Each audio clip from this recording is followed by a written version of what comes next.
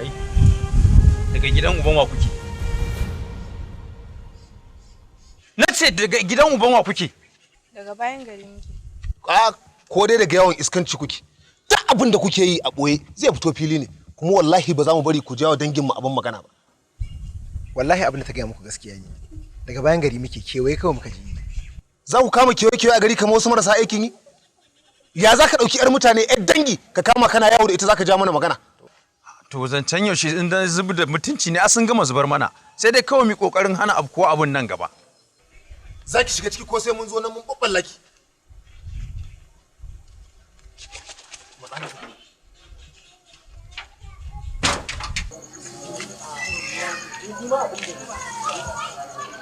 Kuma ni gaskiya saba.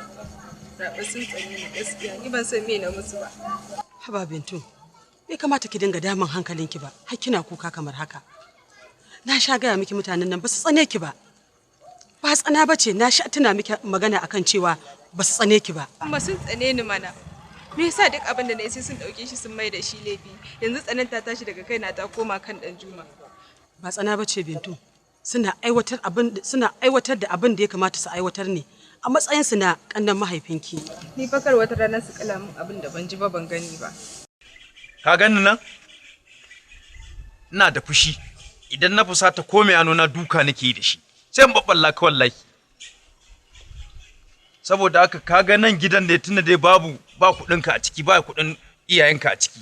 To ka bar gurin nan kuma ka ƙara sake dawa nan.